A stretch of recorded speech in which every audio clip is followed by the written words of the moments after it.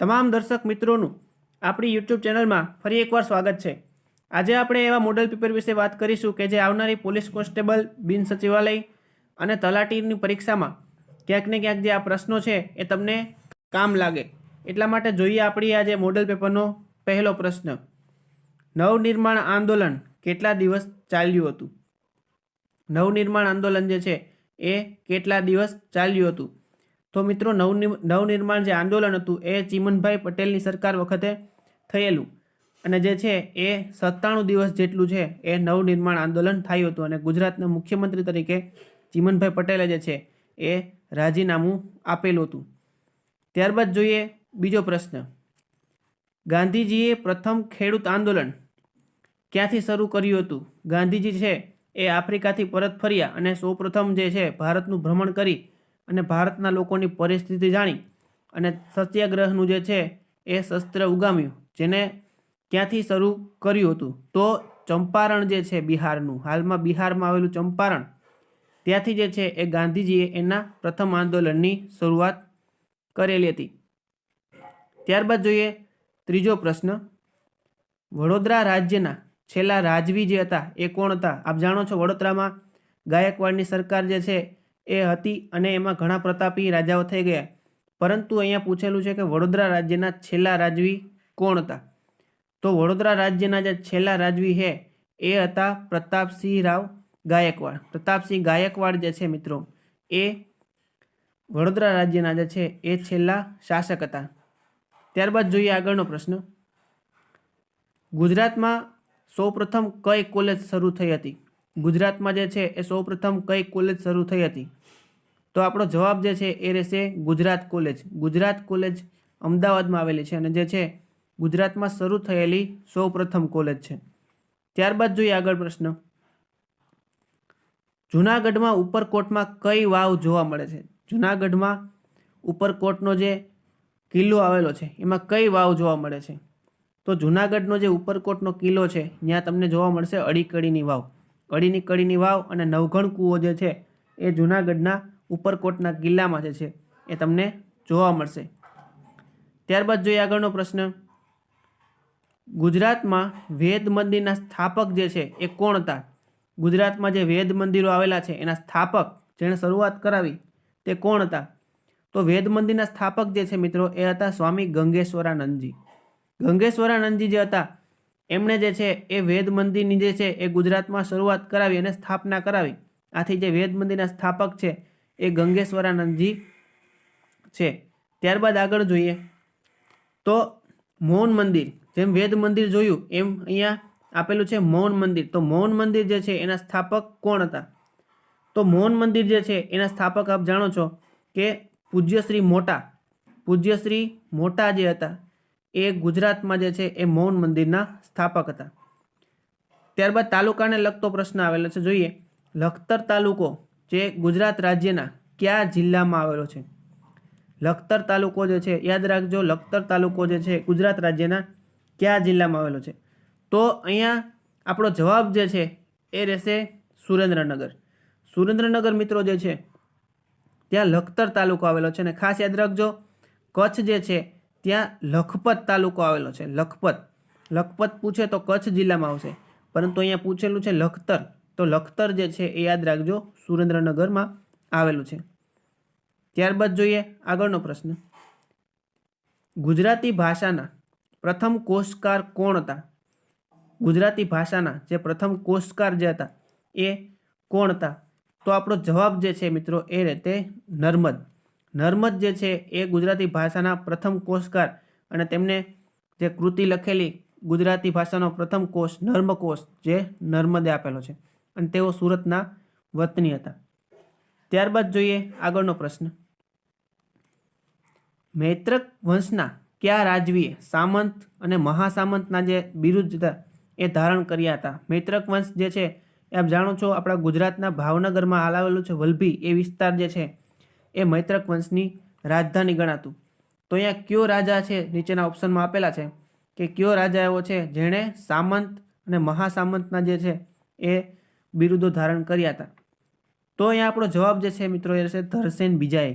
ધરસેન બીજો જે રાજા હતો થઈ ગયો, એમણે જે છે એ સામંત અને મહાસામંતના જે છે એ બિરુદો ધારણ કર્યા. અને જાણો છો આપ મૈત્રક વંશનો સ્થાપક હતો એ હતો ભટ્ટાર્ક. ત્યારબાદ આગળ જોઈએ, આનર્ત જે છે એ કોનો પુત્ર હતો? આનર્ત જે છે એ કોનો પુત્ર હતો? આપ જાણો છો એમ કે ગુજરાતનો જે અમુક વિસ્તાર છે એ આનર્તના નામે પણ ઓળખવામાં આવે. તો આનર્ત છે એ કોનો પુત્ર હતો? તો આપણો જવાબ જે છે એ રહેશે સરિયાતી. આનર્ત જે છે મિત્રો એ સરિયાતીનો પુત્ર હતો.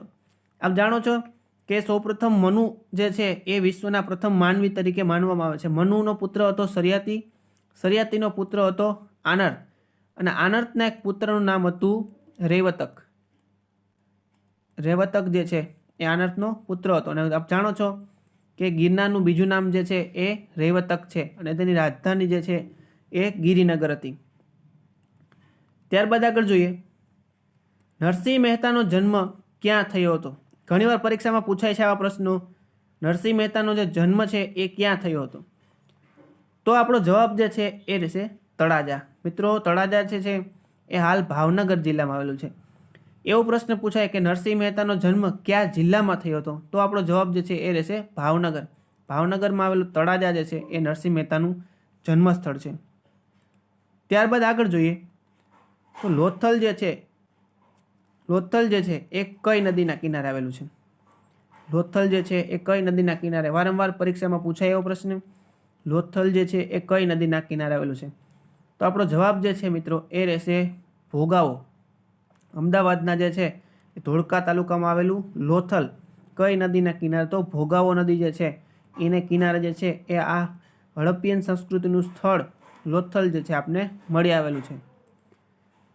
ત્યારબાદ આગળ પ્રશ્ન જોઈએ તો ફરી એકવાર તાલુકાને લગતો પ્રશ્ન આવી ગયેલ છે કે કરજણ તાલુકો જે છે એ ગુજરાત રાજ્યના કયા જિલ્લામાં આવેલો છે? હવે જે છે આવા પ્રશ્નો પૂછાતા હોય વારંવાર, એટલે તાલુકાઓ પણ આપણે જોવા જરૂરી છે કે કરજણ તાલુકો જે છે એ ગુજરાત રાજ્યના કયા જિલ્લામાં આવેલો છે? તો આપણો જવાબ જે છે મિત્રો એ રહેશે વડોદરા. વડોદરા છે એમાં કરજણ તાલુકો જે છે એ આવેલો છે. આપ જાણો છો ડભોઈ જેવા તાલુકા જે છે એ પણ ક્યાં? તો કે વડોદરા જિલ્લામાં આવેલા છે. ત્યારબાદ આગળનો પ્રશ્ન જોઈએ તો અહીંયા આઈપીસીને લગતો પ્રશ્ન આપેલો છે કે ન્યાયાધીશની વ્યાખ્યા જે છે એ આઈપીસીની કઈ કલમમાં? ખાસ યાદ રાખજો, ન્યાયાધીશની વ્યાખ્યા એ આઈપીસીની કઈ કલમમાં છે? તો આપણો જવાબ જે છે એ રહેશે 19. આઈપીસીની જે છે એ 19 નંબરની કલમ છે, એમાં જે છે એ ન્યાયાધીશની વ્યાખ્યા મિત્રો આપેલી છે. ત્યારબાદ જોઈએ બીજો એવો પ્રશ્ન કે સિક્કાની વ્યાખ્યા. સિક્કાની વ્યાખ્યા જે છે એ આઈપીસીની કઈ કલમમાં છે? તો સિક્કાની વ્યાખ્યા જે છે એ આઈપીસીની 230 નંબરની જે કલમ છે, સિક્કાનું પ્રકરણ મિત્રો જે છે એમાં 230 નંબરની કલમમાં જે છે એ સિક્કાની વ્યાખ્યા આપેલી છે.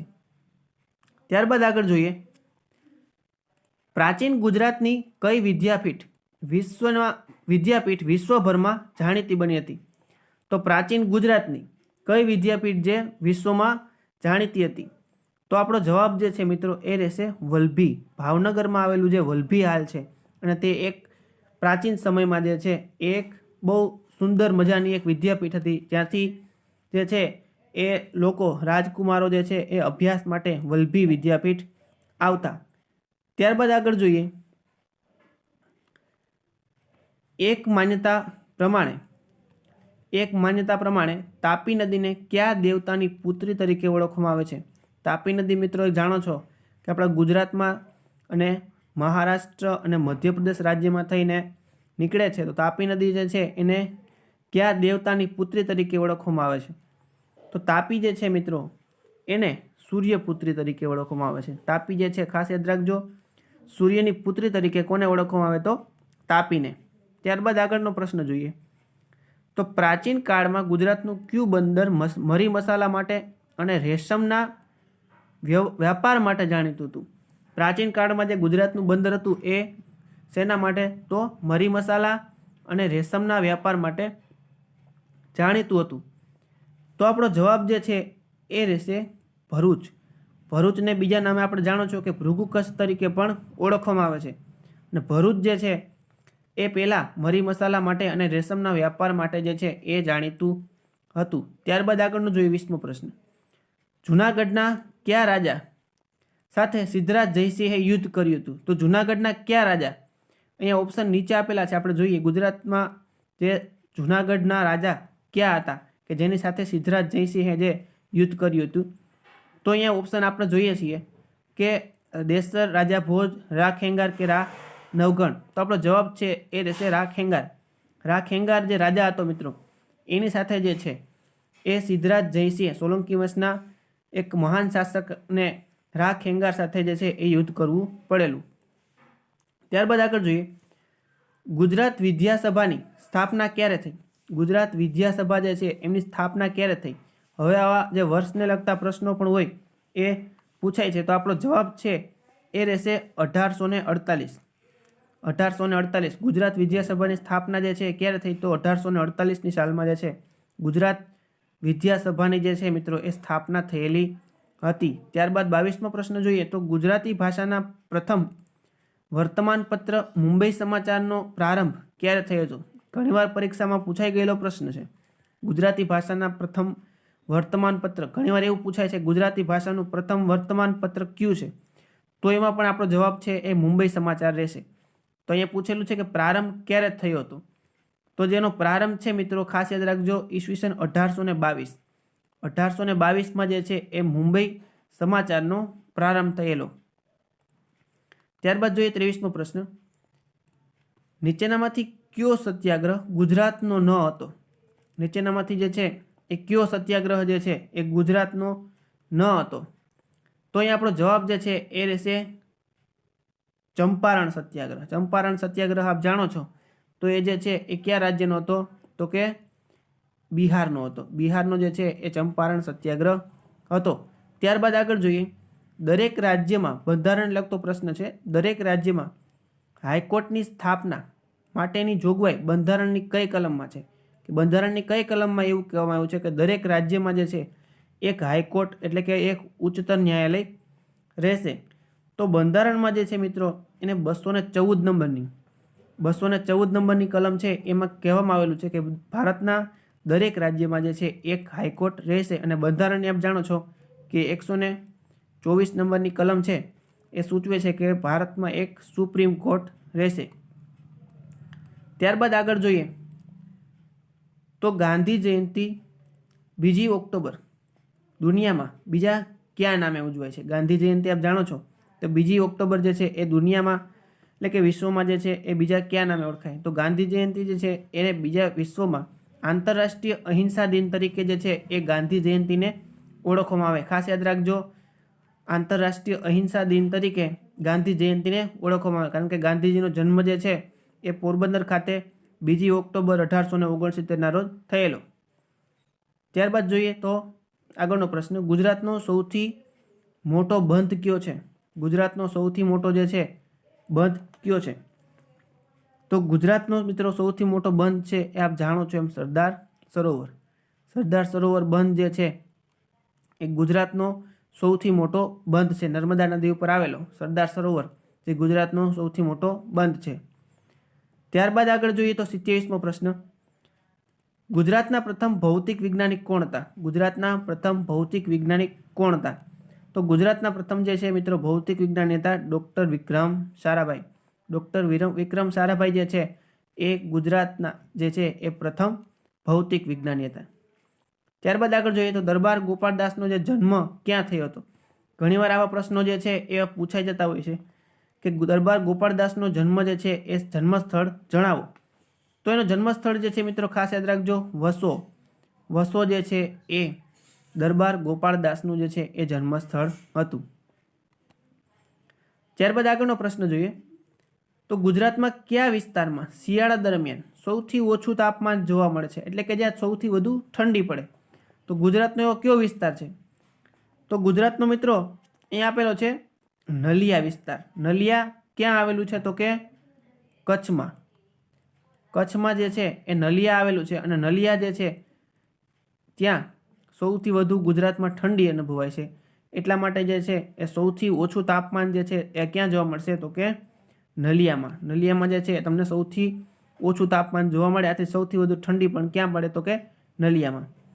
ત્યારબાદ આગળનો પ્રશ્ન જોઈએ તો ભરૂચ શહેર કઈ નદીના કિનારે વસેલું છે? તો ભરૂચ શહેર છે મિત્રો એ ખાસ યાદ રાખજો, કઈ નદી? તો નર્મદા નદી. નર્મદા નદી જે છે એને કિનારે જે છે એ કયું શહેર? તો કે ભરૂચ શહેર. અને વિશ્વામિત્રી જે છે મિત્રો એને કિનારે જે છે એ કયું શહેર? તો કે વડોદરા જે શહેર છે એ કઈ? તો કે વિશ્વામિત્રી. તાપી જે છે મિત્રો એને કિનારે જે છે એ કયું શહેર? તો કે સુરત શહેર જે છે એ તાપી નદીને કિનારે આવેલું છે. ત્યારબાદ આગળનો પ્રશ્ન જોઈએ. સોમનાથના મંદિરોની ટોચે ચડાવવામાં આવેલું કળશનું વજન કેટલું છે? પ્રશ્ન એવો છે, સોમનાથ મંદિરની ટોચે જે કળશ મૂકવામાં આવેલું છે એનું વજન કેટલું છે? તો યાદ રાખજો મિત્રો, સોમનાથ મંદિર ઉપર જે કળશ છે એમનું વજન છે એ 10 ટન જેટલું જે છે એ વજન છે. ત્યારબાદ આગળ જોઈએ પ્રશ્ન, ગિરાધોધ જે છે એ કયા જિલ્લામાં આવેલો છે? ગિરાધોધ જે છે એ કયા જિલ્લામાં આવેલો? તો આપણો જવાબ છે મિત્રો એ રહેશે ડાંગ. ખાસ યાદ રાખજો, ડાંગ જિલ્લામાં જે છે એ ગિરાધોધ આવેલો છે. અને ગુજરાતનું એકમાત્ર ગિરિમથક કયું? તો કે સાપુતારા જે છે એ ક્યાં આવેલું છે? તો કે ડાંગ જિલ્લામાં. અને ડાંગ જિલ્લાને તમે જો તો હમણાં જ એક નવા પ્રાકૃતિક જિલ્લા તરીકે પણ જે છે એ ડાંગ જિલ્લાને સિલેક્ટ કરવામાં આવ્યો છે. ત્યારબાદ આગળ જોઈએ, દ્વારકાધીશનું મંદિર જે છે એમાં કેટલા થાંભલા છે? દ્વારકાધીશનું મંદિર જે છે એમાં કેટલા થાંભલા છે? તો એમાં જવાબ આપણો રહેશે 60. દ્વારકાધીશનું મંદિર છે મિત્રો એમાં 60 જેટલા જે છે એ થાંભલા આવેલા છે. અને જાણો છો આપ તો દ્વારકાધીશનું મંદિર જે છે એ દેવભૂમિ દ્વારકા જિલ્લામાં આવેલું છે. અને ભગવાન દ્વારકાધીશનું મંદિર છે બીજા કયા નામે ઓળખાય? તો કે જગત મંદિર તરીકે દ્વારકાધીશનું જે છે એ મંદિર ઓળખાય. યાદ રાખજો, જગત મંદિર તરીકે પણ કયું મંદિર ઓળખાય? તો દ્વારકાધીશનું. ત્યારબાદ આગળનો પ્રશ્ન જોઈએ, અમદાવાદનો ઇતિહાસ પુસ્તક કોણે લખ્યું? અમદાવાદનો ઇતિહાસ જે છે એ પુસ્તક કોણે લખ્યું? ખાસ યાદ રાખજો, ઘણીવાર પરીક્ષામાં આવે છે અમદાવાદનો ઇતિહાસ પુસ્તક કોણે લખ્યું? તો અમદાવાદનો ઇતિહાસ મિત્રો પુસ્તક જે છે એ મગનલાલ વખતચંદ શેઠ, મગનલાલ વખતચંદ શેઠે જે છે એ અમદાવાદનો ઇતિહાસ જે છે એ પુસ્તક લખ્યું. નામ જાણો છો, અમદાવાદની સ્થાપના જે છે એ 1411માં જે છે એ અહમદ શાહ દ્વારા કરવામાં આવેલી હતી. ત્યારબાદ આગળ જોઈએ તો વનરાજ ચાવડો એ કયા કવિની કૃતિ જે છે? વનરાજ ચાવડો જે કૃતિ છે એના લેખક કોણ છે? તો વનરાજ ચાવડો જે છે એના લેખક મિત્રો છે મહિપતરામ નીલકંઠ. મહિપતરામ રૂપરામ નીલકંઠ જે છે એ વનરાજ ચાવડો કૃતિના લેખક છે. ત્યારબાદ આગળ જોઈએ, કઈ વાવ જોવા મળે છે? જુનાગઢના ઉપરકોટમાં જે છે એ કઈ વાવ જોવા મળે? તો જુનાગઢનું ઉપરકોટ છે ત્યાં ખાસ યાદ રાખજો અડીકડીની વાવ, અને બીજું નવઘણ કૂવો જે છે એ જુનાગઢમાં જોવા મળશે. ત્યારબાદ આગળ જોઈએ, ગુજરાતની સૌપ્રથમ કૃષિ યુનિવર્સિટીની સ્થાપના ક્યાં થઈ હતી? ગુજરાતની સૌપ્રથમ કૃષિ યુનિવર્સિટી, તો અત્યારે ગુજરાતમાં જે છે મિત્રો એ કેટલી? તો કે 4 જેટલી યુનિવર્સિટીઓ છે એ ગુજરાતમાં આવેલી છે. તો સૌપ્રથમ જે છે એ કૃષિ યુનિવર્સિટી કઈ? તો અહીંયા આપણો જવાબ જે રહેશે એ રહેશે દાંતીવાડા. દાંતીવાડામાં આવેલી સરદાર કૃષિનગર દાંતીવાડા કૃષિ યુનિવર્સિટી જે છે એ દાંતીવાડા એટલે કે જિલ્લો કયો? તો કે મિત્રો BK એટલે કે બનાસકાંઠા. બનાસકાંઠા જે છે ત્યાં જે છે આ યુનિવર્સિટી આવેલી છે. અને બીજી યુનિવર્સિટીઓ છે જુનાગઢ, આણંદ અને નવસારી. એમ ગુજરાતમાં જે છે એ કેટલી? તો કે 4 જેટલી યુનિવર્સિટીઓ આવેલી છે.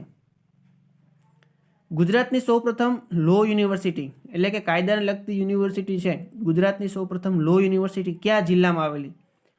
તો મિત્રો આપણો જવાબ જે છે રહેશે ગાંધીનગર. યાદ રાખજો, ગાંધીનગર જે છે એમાં કઈ યુનિવર્સિટી? તો લો યુનિવર્સિટી જેટલી આવેલી છે.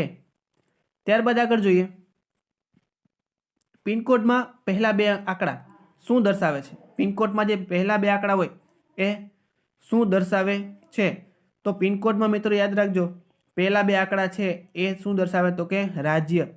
પિનકોડના જે પહેલા 2 આંકડા જે છે એ રાજ્ય દર્શાવે છે. ત્યારબાદ આગળનો પ્રશ્ન જોઈએ, તાજેતરમાં સંરક્ષણ દળના વડાનું મૃત્યુ થયું છે તેનું નામ જણાવો. આપ જાણો છો આ કરંટનો પ્રશ્ન છે કે તાજેતરમાં જે છે એ હેલિકોપ્ટર ક્રેશ થવાને લીધે તમિલનાડુમાં જે છે એ કયા સંરક્ષણ દળના વડાનું મૃત્યુ થયું? તો આપ જાણો છો એમ કે ભાઈ બિપિન રાવત જે છે એમનું જે છે એ મૃત્યુ છે એ ક્યાં, તો કે તમિલનાડુમાં થયેલું. અને જે તેઓ હતા CDS એટલે કે ચીફ ઓફ ડિફેન્સ સ્ટાફ તરીકે જે છે એ ફરજ બજાવતા હતા. પરંતુ દુર્ઘટનાથી તેમનું જે હેલિકોપ્ટર છે એ તમિલનાડુના કુન્નૂરમાં ક્રેશ થયું. આને લીધે જે છે એ બિપિન રાવત સહિત 13 વ્યક્તિઓ જે છે આ હેલિકોપ્ટરમાં ક્રેશમાં મૃત્યુ પામેલા હતા. ત્યારબાદ આગળ જોઈએ 42મો પ્રશ્ન. સવારે સૂર્યના તડકામાંથી આપણને શરીરને કયું વિટામિન પ્રાપ્ત થાય છે? તો પ્રશ્ન એવો છે સૂર્યના તડકામાંથી કયું વિટામિન પ્રાપ્ત થાય? તો આપ જાણો છો મિત્રો એમ વિટામિન ડી જે છે એ આપણને ક્યાંથી, તો કે સૂર્યનો તડકો, જે સવારની સૂર્યનો તડકો હોય તો ત્યારે વિટામિન જે છે એ ડી આપણને મળે છે. ત્યારબાદ આગળ જોઈએ 500 મીટર બરાબર કેટલા કિલોમીટર? 500 મીટર બરાબર કેટલા કિલોમીટર? તો આપણો જવાબ જે મિત્રો રહેશે 500 મીટર બરાબર 0.5 કિલોમીટર. કારણ કે 500 મીટર એટલે અડધો કિલોમીટર થાય. કારણ કે 1000 કેટલા, તો કે 1000 મીટરે જે છે એ શું થશે, તો કે 1 કિલોમીટર. 1000 મીટરે જે છે એ 1 કિલોમીટર થાય. પણ પ્રશ્ન એવો છે 500 મીટર બરાબર કેટલા કિલોમીટર? તો 0.5 એટલે કે અડધો કિલોમીટર થાય. ત્યારબાદ આગળ આપેલું છે પ્રશ્ન બીજો, DNA ને આમાંથી કોની સાથે સંબંધ છે? તો અહીંયા ઓપ્શન આપેલા છે દેશ, પરંપરા, વંશ કે ધર્મ. તો મિત્રો આપ જાણો છો એમ DNA છે એને વંશ સાથે સંબંધ છે. કે જે DNA છે એને ખાસ યાદ રાખજો કેની સાથે, તો દેશ, પરંપરા કે ધર્મ સાથે કોઈ સંબંધ નથી. શેની સાથે? તો વંશ સાથે જે છે એ DNA ને સંબંધ છે. અને આપ જાણો છો DNA નું પૂરું નામ જે છે એ ડીઓ રિબો ન્યુક્લિક એસિડ એવું થાય છે. ત્યારબાદ આગળનો પ્રશ્ન જોઈએ, હીરાના વજનમાં 1 કેરેટ એટલે કેટલા ગ્રામ થાય? હીરાના વજનમાં 1 કેરેટ એટલે કેટલા ગ્રામ થાય? તો આપણો જવાબ જે છે એ રહેશે 2. હીરાના વજનમાં મિત્રો 1 કેરેટ એટલે કેટલા ગ્રામ થાય? તો કે 2 ગ્રામ થાય. ત્યારબાદ આગળનો પ્રશ્ન જોઈએ, અકબર સાથે કયું સ્થળ સંબંધિત છે? અકબર સાથે કયું સ્થળ સંબંધિત છે? તો અકબર સાથે જે છે એ ફતેહપુર સિકરી જે સંબંધિત છે. કારણ કે ઉત્તર પ્રદેશમાં આવેલું ફતેહપુર સિકરી, આપ જાણો છો કે અકબર જે છે એ ગુજરાત વિજયની યાદમાં જે છે અકબર ફતેહપુર સિકરીમાં એક દરવાજાનું નિર્માણ કરવામાં આવેલું હતું જેનું નામ હતું બુલંદ દરવાજો. તો બુલંદ દરવાજો છે એ ફતેહપુર સિકરી ખાતે આવેલો છે. ત્યારબાદ આગળ જોઈએ તો નીચેનામાંથી કયા ગ્રહની આજુબાજુમાં ગેસના વલયો આવેલા છે? નીચેના કયા ગ્રહની, આપ જાણો છો તો ગ્રહની સંખ્યા જે છે મિત્રો ખાસ યાદ રાખજો 8 છે. કયા? તો બુધ, શુક્ર, પૃથ્વી, મંગળ, ગુરુ, શનિ, યુરેનસ અને નેપચ્યુન 8 ગ્રહો છે. તેમાંથી આજુબાજુ ગેસના વલયો ધરાવતો ગ્રહ કયો છે? તો અહીંયા આપણો જવાબ જે છે એ રહેશે મિત્રો શનિ. આપ જાણો છો શનિ ગ્રહ જે છે એ વલયો ધરાવે છે. આથી એની સુંદરતા માટે જે છે એ કયો ગ્રહ જાણીતો છે? તો શનિ. અને જે ગેસના વલયો છે એ કયા ગ્રહની આજુબાજુ? તો શનિ ગ્રહ જે છે એની આજુબાજુ જે છે એ ગેસના વલયો આવેલા છે. ત્યારબાદ આગળનો પ્રશ્ન જોઈએ તો દહીંમાં કયો એસિડ હોય છે? દહીંમાં જે છે એ કયો એસિડ હોય છે? ખાસ યાદ રાખજો દહીંમાં જે છે દૂધ, દહીં જે છે એ વાનગીઓ જે છે એમાં કયો એસિડ રહેલો છે? તો લેક્ટિક એસિડ. ખાસ યાદ રાખજો લેક્ટિક એસિડ જે છે એ કેમાં? તો કે દહીં અને દૂધ જેવી વાનગીઓ છે એમાં લેક્ટિક એસિડ જે છે એ રહેલો છે. ત્યારબાદ આગળનો પ્રશ્ન જોઈએ, ઊંધો ઝંડો એ કઈ બાબતનું પ્રતીક છે?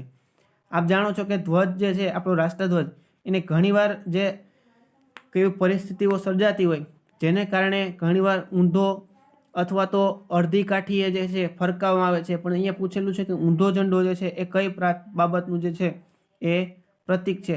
તો આપણો જવાબ જે મિત્રો રહેશે કટોકટી.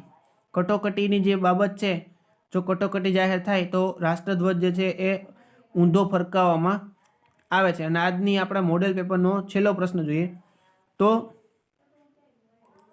સબરી કુંભ મેળાનું સ્થળ ગુજરાતમાં કયા જિલ્લામાં આવેલ છે? સબરી કુંભ મેળાનું સ્થળ જે છે એ ગુજરાતના કયા જિલ્લામાં આવેલું છે? તો સબરી કુંભ મેળાનું સ્થળ છે એ ખાસ યાદ રાખજો ડાંગ જિલ્લામાં આવેલું છે મિત્રો. ડાંગ જિલ્લામાં જે છે એ સબરી મંદિર પણ આવેલું છે અને સબરી કુંભ મેળાનું સ્થળ છે એ પણ ક્યાં આવેલું છે તો ડાંગમાં. તો આ હતા મિત્રો આપણા આજના મોડલ પેપરના પ્રશ્નો કે જે આવનારી પરીક્ષા માટે આપણે મહત્વના સાબિત થાય. જો તમને આ વિડીયો ગમે તો બીજા મિત્રો સુધી પણ પહોંચાડો કે જેમને પણ આ પ્રશ્નો ક્યાંક ને ક્યાંક ઉપયોગી થાય. અને જો આ વિડીયો ગમ્યો હોય તો લાઈક કરો, શેર કરો અને સબસ્ક્રાઈબ કરો.